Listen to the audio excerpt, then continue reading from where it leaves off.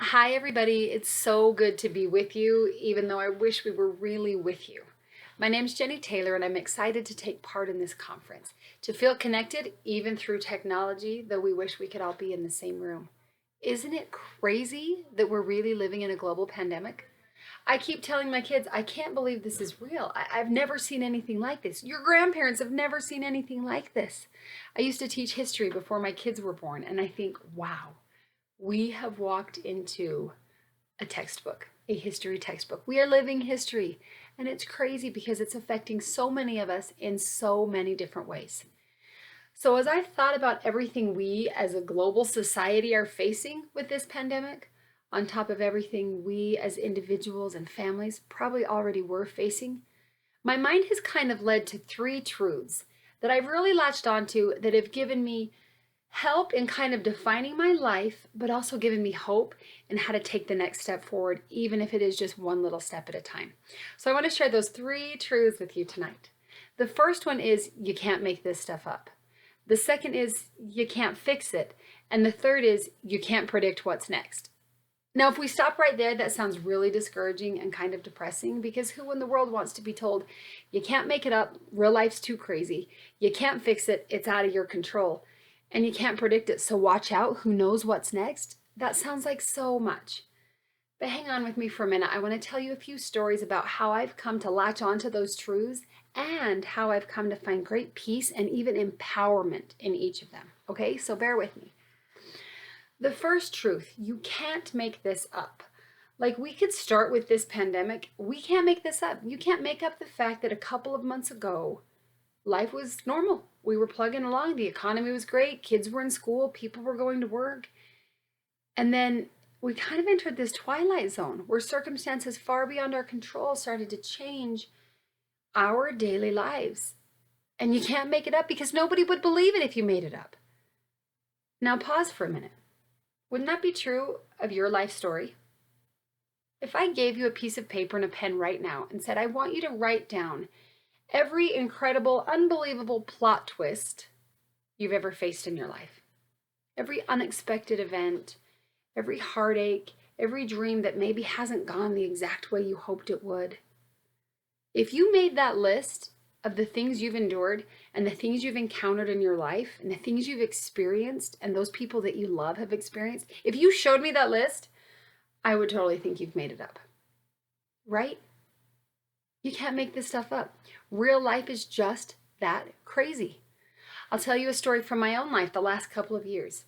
A little over 2 years ago, in January of 2018, my husband got on a plane to go to Afghanistan. He's a soldier in the Utah Army National Guard, and he's been to Afghanistan before. He's been to Iraq twice before. He's been to Japan. He's been to Korea. He's been all over. He loved being a soldier, and we love supporting him in that capacity as he serves our country and protects our freedoms. So we put him on the plane thinking, there you go, there's your year. Hurry up and get it over with and come back. Only to find out that about 10 and a half months into the deployment, he was killed in action in Afghanistan. You can't make this up. You know, the entire year that he was gone, I'd already felt like life was so hard and so overwhelming. In January, right before he left, we had a bathroom flood upstairs in our house, which flooded down and sideways and in and out. Everything was destroyed. All three bathrooms in our house had to be completely gutted, which means we had to move out, me and 7 little kids. My baby girl was 2 months old when my husband got on the plane to leave to Afghanistan. He left on a Friday. The kids and I came home, somehow survived the weekend, and then that Monday, the demolition crews came over to start tearing apart the house. We had to work with our insurance, find another place to stay. We stayed with my little sister and her 5 kids for a little while. That's a dozen kids under one roof, including 2 newborn babies. In time, we were able to get into temporary housing through our insurance. And in time, I will admit, the house turned out great. It was a pain, it was stressful, it was a hassle. But at the end of it, wow, we moved in and the house looks brand new. We ended up doing some remodeling to the kitchen and other rooms as well as these bathrooms. But I'm telling you, you can't make this up because that entire deployment, my husband was gone. I kept feeling like, oh, I just can't wait till Brent gets home. All of this, like Brent's going to have the magic wand. As soon as he gets off that plane, everything's going to be great. We've got the house put back together. He came home on leave in August, right after the house was put back together. We showed him the beautiful house. We kind of skipped over how crazy it was. We spent time together as a family. Then we took him to the airport once again, sent him on his way in August. Hey, hurry up and come back. You'll be back in a few months. And then 3 days after my birthday, a couple months after he came home on leave, 2 soldiers in full dress uniform knocked on my door. And next thing you know, not only am I underwater because my house is flooded, now my entire life feels underwater. And I've just gone through this great experience of remodeling this house. And now I'm feeling like, oh my gosh, the Lord is remodeling my entire life. Where do I even start? The stress of dealing with the insurance companies and the contractors and trying to figure all of that out. Now I've got the stress of dealing with the grief and the bills and the legal paperwork, to say nothing of 7 little kids. Our oldest was 13. Our youngest turned 1 the Monday after we buried my husband. To say I had my hands full, I mean, you can't make this stuff up, right? The second truth, you can't fix it. Just like we can't fix this pandemic, at least not instantly. Now, we've got scientists and doctors and everybody's working around the clock to get a vaccine, to get treatments, to have the ventilators for those who do get sick. But there is no magic wand. There's no amount of money in the world that can just go, ding, pandemic's over, life's back to normal. You can't fix it. Now, that truth came to me from a fellow widow. Once you're a widow, I swear to you, the whole world wants to introduce you to every other widow they know, which is a wonderful thing because of the sisterhood it creates.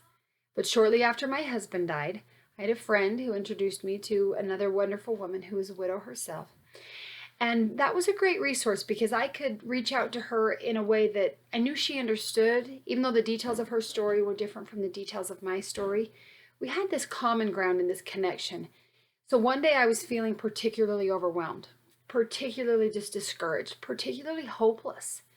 And I sent her a text just kind of venting my frustrations and my fears and what do I do and how do I do and what will I do, and just over and over.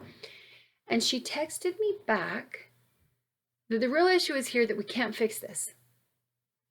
And then she gave me some other advice and she was very kind and she walked me through it. But those words, you can't fix this, like jumped off my phone and into my mind and into my heart. And instead of sounding discouraging and depressing because I can't fix this, and that's the problem, is I can't fix this and I want to fix this. In that moment, those 4 words, you can't fix this, became a huge weight off my shoulders. Because you know what? I don't have to fix it. I don't have to fix it. I can't fix it, so I don't have to put the energy into trying to fix it. I can't undo the fact that my 7 children will grow up with their father having passed away in their childhood. I can't fix that. I can't fix the fact that, heaven bless them, they've only got 1 parent left, and it's me. Because I promise you, all 7 of them would have much rather been stuck with only him if they had to have a choice of 1 parent for the rest of mortality. I can't fix this. And as discouraging as that sounds, it's empowering because now I don't have to focus on the fact that I can't fix it. All right, the third truth is you can't predict this kind of stuff. Like I said, you could go back even a couple of months. Even when we first heard that other countries around the world were facing this illness, this new virus, this coronavirus, we never could have predicted how it would affect us. United States of America, me, as a mom in northern Utah, never could have predicted schools was closed down, restaurants was closed down, movie theaters would close down. Pretty much traffic and offices everywhere have closed down. You couldn't have predicted that. Just like I couldn't have predicted that my husband was going to die while serving our country. In fact, I think back to a day shortly before he left. I was feeling the weight and the anticipation of this deployment. Brand new little baby, 6 other kids. The house had flooded. At that time, I had no idea how bad the house flood repairs would be, but it had happened and I was kind of feeling the weight of that. So I remember stopping my husband in the hall at home and just looking at him and saying, "Are you coming back? I just need to know if you're coming back, because I can't do this if you don't come back. I can't raise these 7 children and tell our family and friends and our community and the whole world why you would choose to serve as a soldier if it meant leaving us forever. I just can't. I can't possibly face the next year unless I know you're coming back." And so my husband just got kind of this magical twinkle in his eye, and he just looked right at me and he said, "Yes, I'm coming back." And the funny thing is, that was good enough for me. His confidence gave me confidence. His peace gave me peace.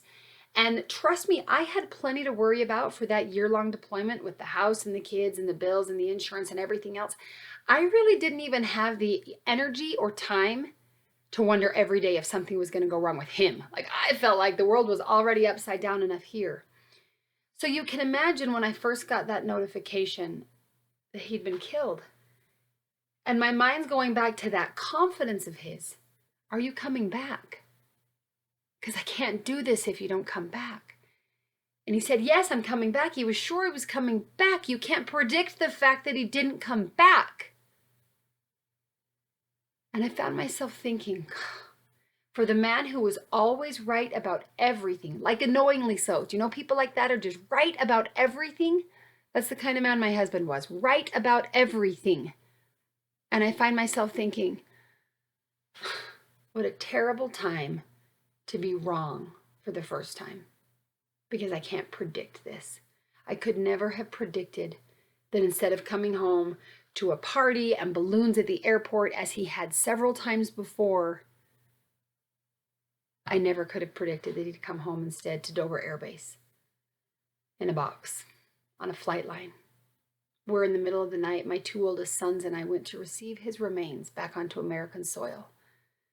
I never could have predicted that he would then be transferred from Dover Air Base back east to the Salt Lake City Air Base, and then be escorted by hundreds of police officers and well-wishers and community members in a hearse to the mortuary, so that I could bury him 2 days before we celebrated my daughter's first birthday.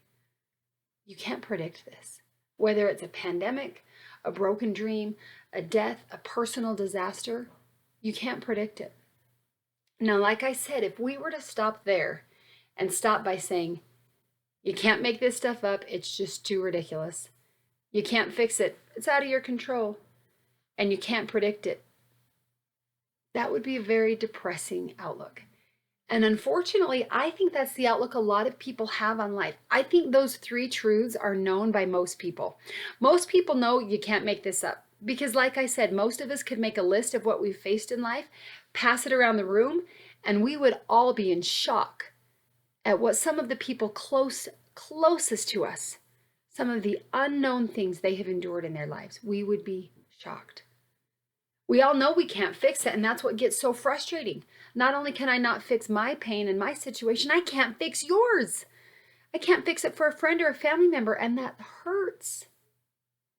And I think everybody knows you can't predict it. I mean, a crystal ball, right? Don't we just all want to control everything? We want to plan everything.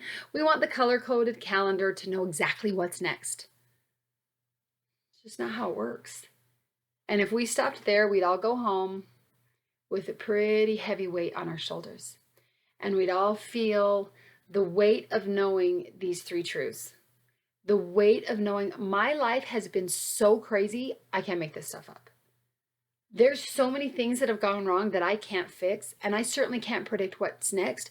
You would live in fear of the future. And I think that's where a lot of people are.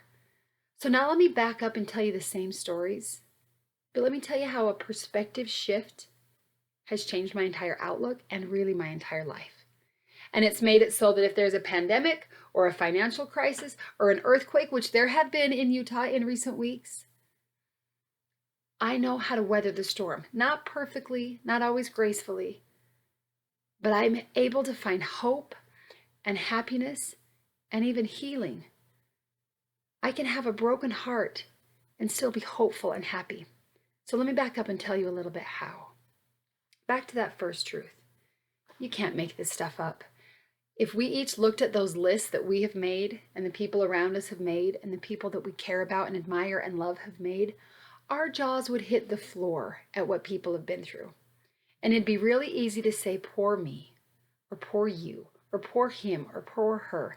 It'd be really easy to say, this life is just a mess. Life is so hard. Why do so many bad things happen to good people? And we could stop there and just be depressed and gloomy and victims for the rest of our lives. Or we could flip it around. And we could say, you know what? Look at this list, my imaginary list of stuff I've lived through. And you know what? Even though I can't make it up, I've made it through.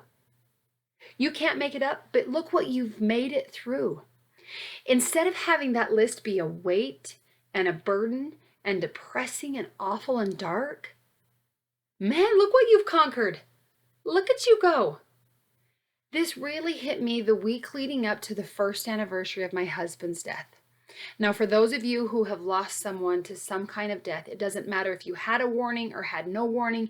It doesn't matter if the person was young or old. When you bury someone you love, those milestone dates that come feel really, really heavy. The first birthdays without that person, the first anniversaries, the first holidays, it just feels like a stone around your neck, around your heart. Particularly that first anniversary of that horrible day, because you replay everything that happened right before that horrible day happened, right? Like, you're with me if you've done this before. So my husband died on November 3rd. My birthday's on Halloween, just a few days before November 3rd. As November 3rd was coming, all of October I just felt like was in slow motion, reviewing conversations I had with my husband while he was in Afghanistan, reviewing places I went with the kids, reviewing thoughts I had in my mind, reviewing events that took place. Everything just felt like this horrible, awful movie going very slowly. And then on October 30th, right before my birthday, right before the weight of this horrible November 3rd anniversary, my oldest son got really, really sick, like really, really sick suddenly. He got a rash, he got a fever, he was laying on the couch, very lethargic. And so I took him into the clinic when this rash just started to grow. And the clinic, you could tell they were very worried. So they ran some tests, they did some observations, they brought in several medical providers, and then they sent us to the emergency room. And then the emergency room had their providers and their tests, and we're there for hours. And I'm trying not to completely break down, but I can't breathe thinking about how sick my little boy is, as I'm already bearing the weight of how my husband's almost been dead a year and life's out of control and I can't make it up and I can't fix it. And now I can't predict whether my son's going to be okay. And the emotion of it was just killing me. Well, the first emergency room sent us to a second emergency room by way of ambulance. And then they sent us in another ambulance to a third emergency room where they admitted us overnight and started to treat my son for an illness they thought he had that they didn't realize he could have, because it's usually an illness that affects younger children. Anyway, fortunately, we were in this great medical facility. For those of you in the Intermountain West region, we were at Primary Children's Medical Center. They are phenomenal. They're taking good care of him. They've got all the right teams. They've got him hooked up to all the right machines. And long story short, he ends up being okay.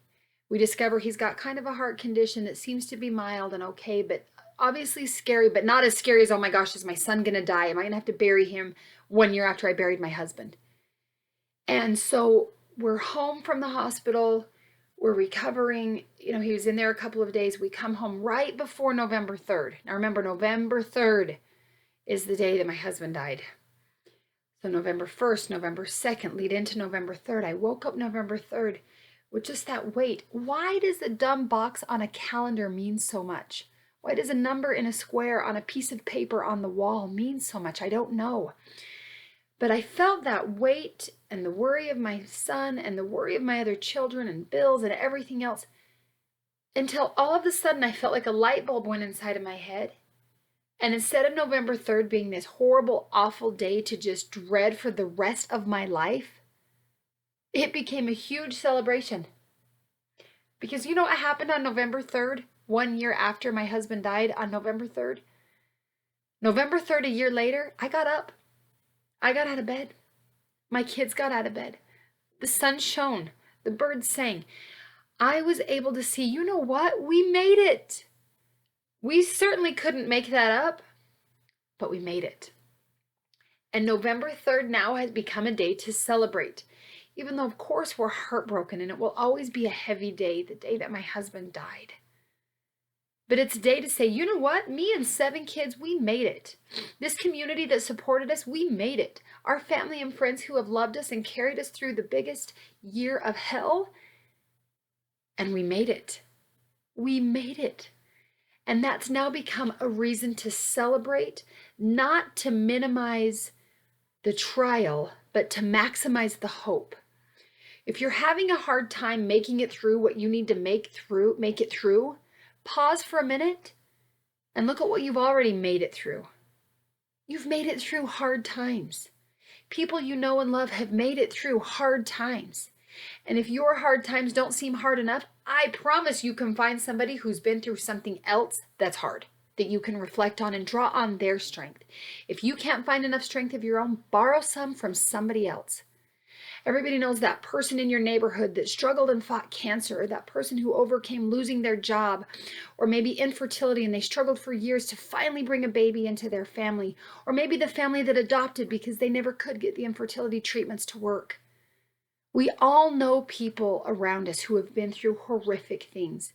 And instead of letting that being discouraging and damning, let it be a cause to celebrate. Again, not to minimize the trial, but to maximize the hope, to maximize human nature's ability to rise up. I think of this pandemic and how hard it is, how awful it is, how many challenges it's presenting. And then because I used to be a high school history teacher, I think of previous generations and what they've been through. I think of those that lived through the Spanish flu 100 years ago.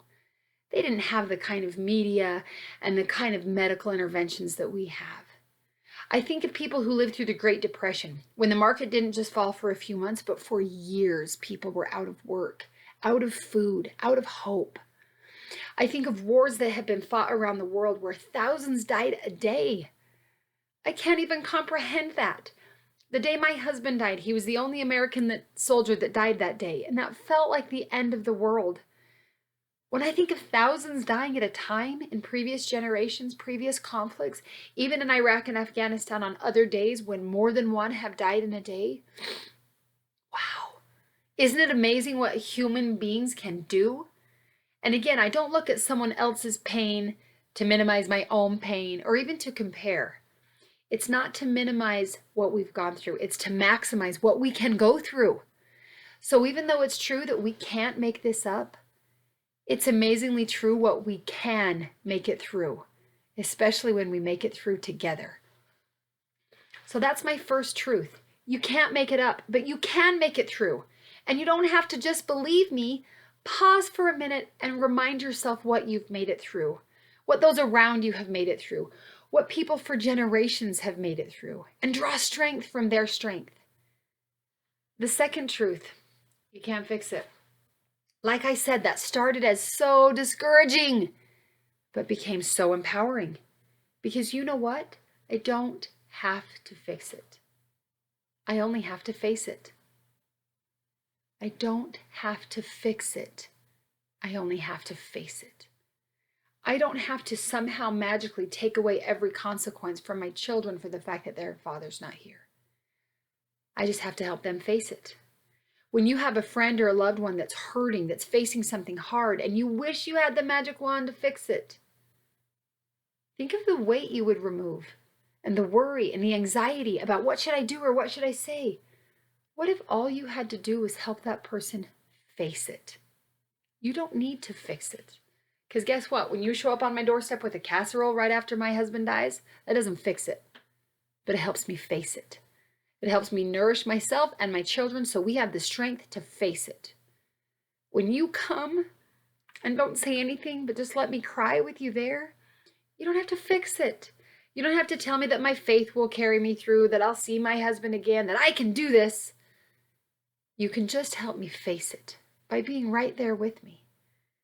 Think of the power we would have to lift each other for what they can make it through if we stopped trying to fix everything. If we stopped looking at every trial as a horrible thing and started to look at the opportunity to grow, the opportunity to learn, the opportunity to overcome. There's a great quote from a talk that my husband and I both loved. The irony of this, we actually picked this as the theme for our year for 2018 with our kids. It comes from a church talk that we heard about how hard is good. Hard things are good for us.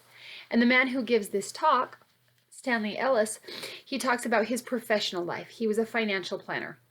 And he would advise some fairly wealthy people who had started with nothing, and they'd worked so hard and built their business and saved money and invested and got to the point where they were very financially successful. And then they would come and talk to Mr. Ellis about how they wanted their kids to not have to go through that hard stuff.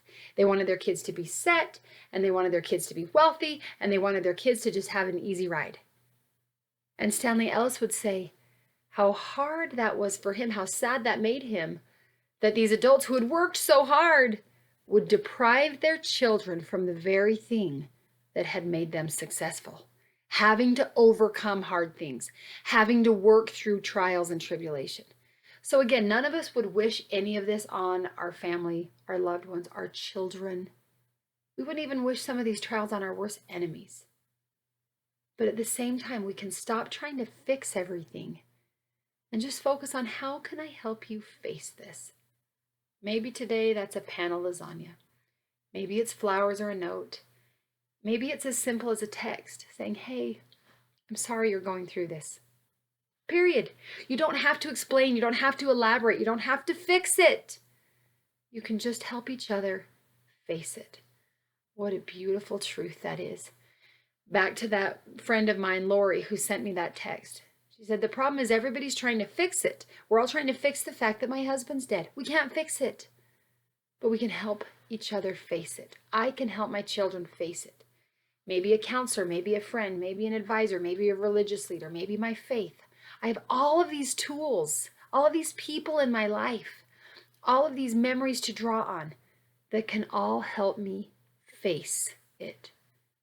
Because I can let go of the stress of trying to fix it for you or for me or for anyone else. When you're wondering what to do or what to say to help someone you love who's going through something hard, don't try to fix it. Don't worry about saying the perfect thing because you're probably going to say the wrong thing, but they're going to know what you meant.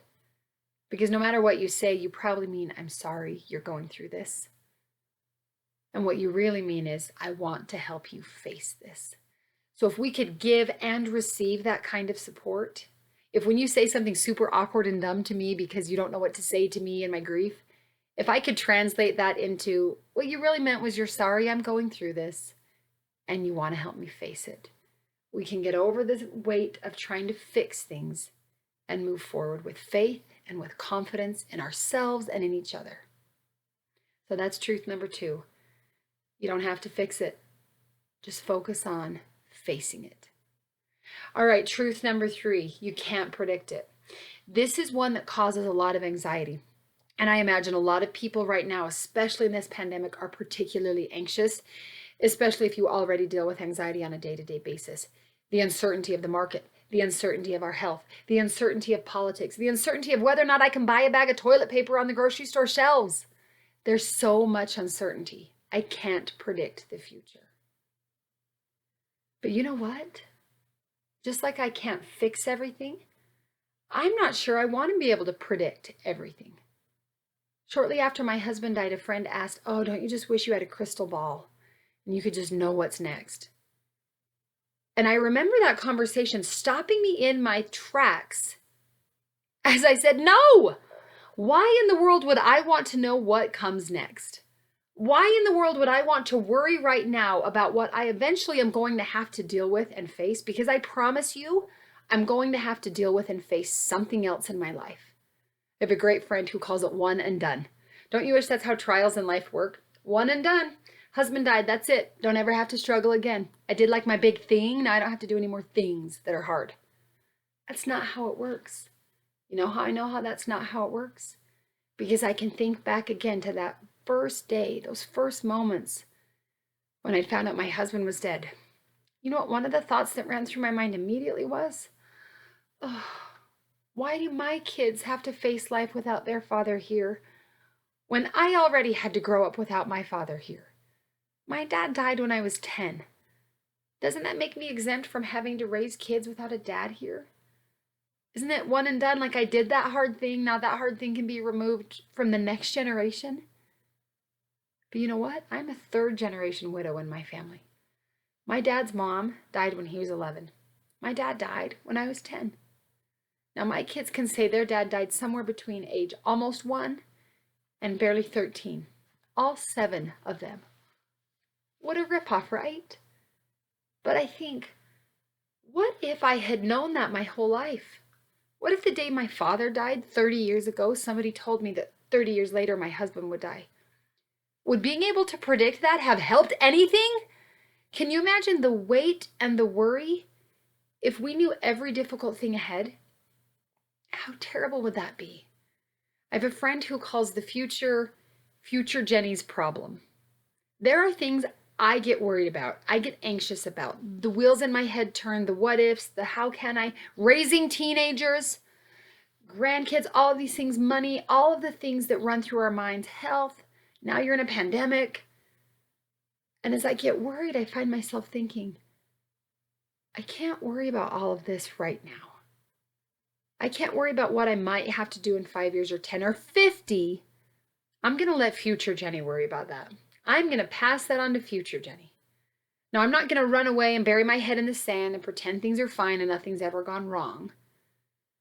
But I'm going to back up and remember not to try to fix everything, just focus on facing it. And if all I can face is today, then today I'm going to make it through today. I'm not going to fix it, I'm going to face it. And I'm not going to worry too much about the future because I can't predict it anyway. But I can prepare myself for it.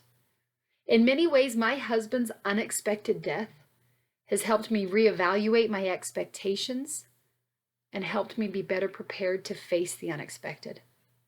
Let me say that again. In many ways, my husband's unexpected death has helped me reevaluate my expectations and helped prepare me to face whatever unexpected events are next. Because I know I've been through hard things. I've made it through the stuff I can't make up. I've faced the stuff I can't fix.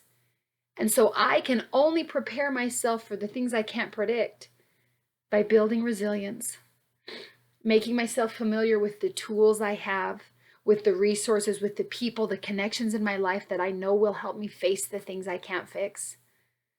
Getting myself into a position where I can handle making it through hard times, even when they're so crazy I can't make them up.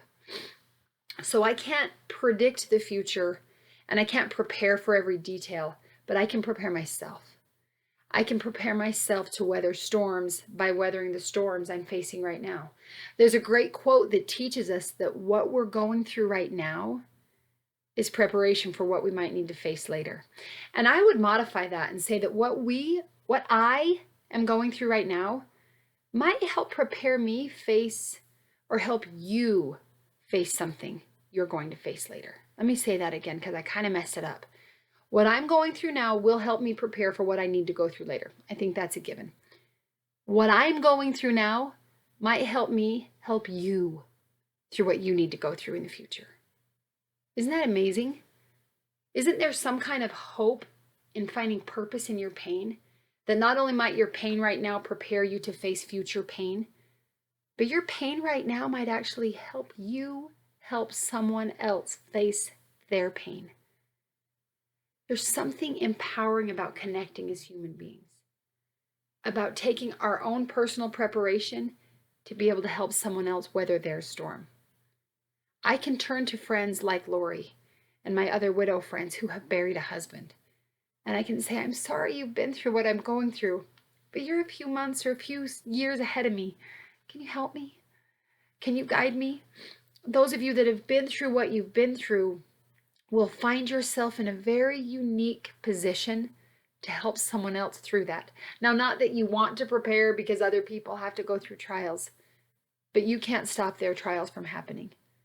So isn't it wonderful that you can help them face it? Going back to that day in January when I asked my husband, are you coming back? And when I told him very genuinely, I can't do this without you. And when he told me with a magic twinkle in his eye, yes, I'm coming back. How do I reconcile that? How do I find peace with that? How does that not haunt me all day and all night, every day and every night? I'll tell you.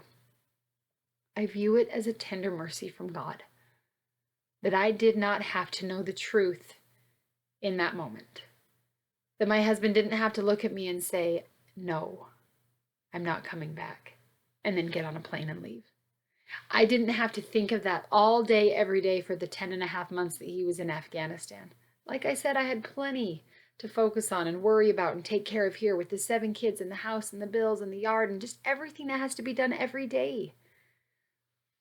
So instead of feeling discouraged or really just frustrated that he felt so confident he was coming back and then he ended up being wrong for the first time in his life, I look at it as a beautiful, tender mercy.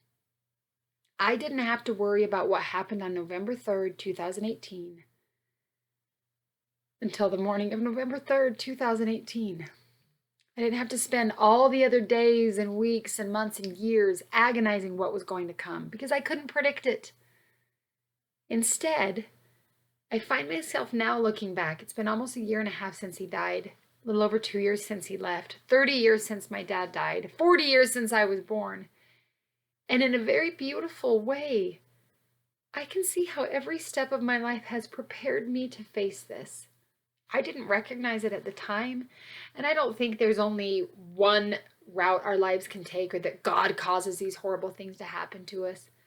I think my husband died because an Afghan soldier decided to kill him, and he had the freedom to do that. In fact, my husband was fighting for that man to have the freedom to do that, is the great irony. And yet, that's what he was fighting for, was freedom. And that's what cost him his life. But I'm convinced some things are even worth dying for. And I know that when that moment came, I've had 40 years worth of life experience, trials I've faced, great opportunities I've had, interactions with other people, people I've just met in passing, that now I reflect upon that meeting as being a great preparation for what I need to do now. I didn't know it at the time, but I believe that there can be purpose even in our pain. I believe everything we face can really work together for our good and for the good of those around us. I believe that hard is good for us, even though I hate it. And don't you all just wish it could be so easy and we could wave a magic wand? So the night before my husband died, I was with my college girlfriends. We'd all been roommates together 1,000,000 years ago at Brigham Young University, and we'd gotten together that weekend for what was our 20-year anniversary from our freshman year at college. So we were actually spending the night in a condo near campus. And I remember we went to bed quite late after talking and catching up. And I went to bed kind of feeling guilty because all I had done that whole evening with my girlfriends was complain. It's been so hard. The kids are so hard. I'm so tired. The house remodeling and insurance was so hard. And we're underwater so hard. And everything's so hard. And then I kept coming back to this magical, but Brent will be home soon. Brent will be home soon. I'm so relieved Brent will be home soon. Magic wand, right? Here I am in my mind. I'm hanging on barely because I can see this magic wand about to show up the day my husband gets off the plane and fixes everything magically. And I remember going to bed that night, the night before my husband died, feeling like, man, I just complained a lot. I got to get a better attitude. Come on, life's not that bad. We've been blessed. Everything's good. And I remember having told them, I just can't do this without Brent anymore. Just can't do this without Brent anymore. And then November 3rd comes, and I find out I'm going to have to do a lot of things without Brent for a long time. And I remember Brent telling me he's coming back, and me telling him, because I can't do this without you. I remember him several times in our marriage telling me how much confidence he has in me, how believes in me. He tells me, you got this, you can do this, you're an amazing wife, you're an amazing mother, you can do this. I remember me saying, no, you're wrong. I remember feeling discouraged and down on myself and incapable and overwhelmed and underqualified. And I remember Brent believing in me. And I remember on the morning of November 3rd, finding out he was wrong, that he was not coming back. He told me he was coming back. He was wrong. He was not coming back. But on November 3rd, I also found out I was wrong when I said I couldn't do it. I can't do this. Because you know what? I can. I can make it through. I can face it, and I can prepare for whatever might be next. Now, I'm not alone. It's foolish to say I'm doing this alone. I believe my husband is still very much a part of my life. I feel him near me. I feel connected to him. In some ways, I joke that I have now become us. I am us. I feel like I've inherited some of his qualities, some of his characteristics. And that's a topic for another day. I know he's still here. And I'm not doing it alone. But I am able to do this even though he's not here. I can lean on my faith. I can lean on my memories with him. I can lean on what I think he might say or do in a situation like this. I can lean on the people around me because I don't need to look to people to fix it. And I'm willing to be humble enough to ask for help in facing it. You probably all heard the quote, "You didn't make it this far to just make it this far." I've made it through a lot of things in my life. You've made it through a lot of things in your life. We've all made it through things that none of us would believe aren't totally made up. And you know what? Most of them we can't fix. There's not a magic wand to fix it. But we can face it. I can face hard things. You can face hard things. We can help each other face hard things.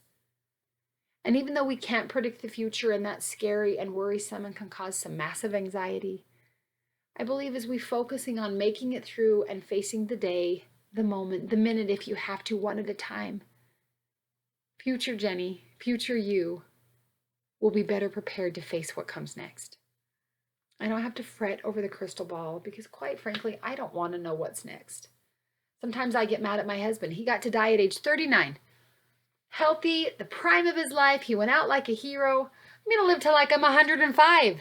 I'm going to get Alzheimer's and dementia and probably cancer and osteoporosis, and my kids are probably going to be sick of taking care of me and changing my diapers. But the truth of the matter is, I don't have to worry about the next 50 years right now. Right now, I need to get through right now. I can make it. I can face it. And as I go, I can prepare for whatever might be next. Because I know I can't make this stuff up. I know I can't fix it. And I know I can't predict it. But those truths don't have to be depressing and discouraging. They are empowering. I know I can stand on the shoulders of giants who have gone before me. Because as my friend Boyd Matheson said, the giants who went before me were willing to square their shoulders. I stand on the shoulders of giants because they were willing to square their shoulders before. I can look around me. I can look to my past. I can look to previous generations. I can find the strength to keep making it one moment at a time.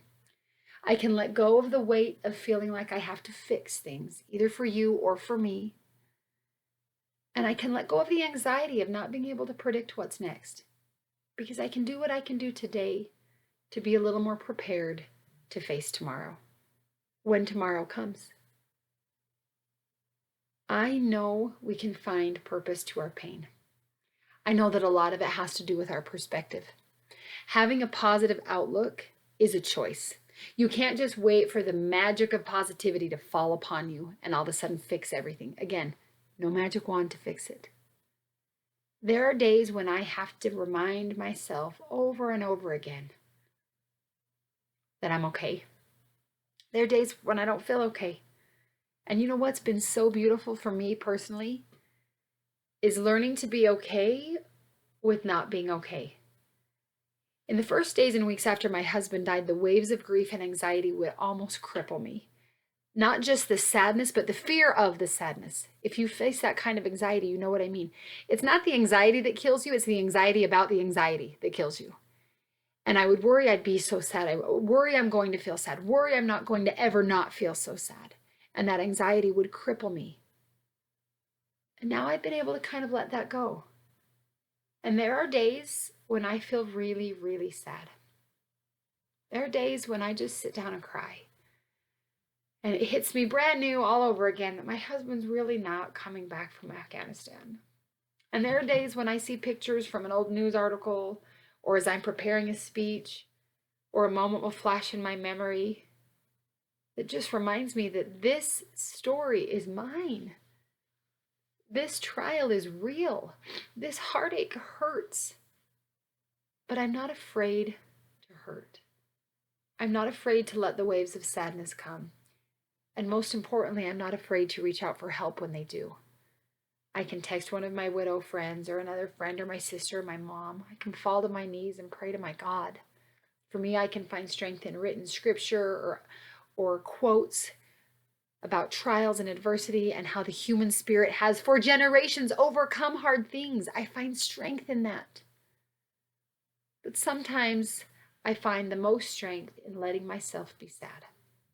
It's not either or. I'm not heartbroken or happy. I can be heartbroken and happy. I'm not strong or sad. In fact, it takes a lot of strength to let yourself be sad. I can be hopeful and optimistic and laugh and play and love my life and my children and look around at God's beauties and see nature and hear the birds chirp and the snow-capped mountains and feel so blessed. And in the same moment, I can feel like, man, I kind of feel like I've been ripped off in a lot of ways and a lot of other things. And that's okay, because I don't have to fix it. I just have to learn how to face it. And I don't have to face it alone. I can reach out for help, for support, for love, for companionship. And I can find people who've maybe faced what I'm facing before. People who understand they're not here to fix it for me, but to help me face it. I promise you, you can make it through. I promise you, you can face whatever it is you need to face. And you don't have to face it alone. And I promise you that even though you can't predict the future, everything you're doing today can prepare you for that future, whatever it is. I hope the time comes soon that we can meet together and share in person, that we can hug each other and cry together, and maybe just look each other in the eye and not use a single word to say, yeah, I get it. I get what you're feeling. I love you. I send all my prayers and positivity to you. I'm inspired by so many of you, and what you have faced helps me face what I need to face. And I hope that you're able to find within you and around you and in God above you the power and the ability to know that you can't make this up, but you can make it through. You can't fix it, but you can face it. And you can't predict it, but you can prepare moment by moment. Thank you so much, and God bless you. I hope you stay safe and stay well, and I hope we're able to meet together again in person soon.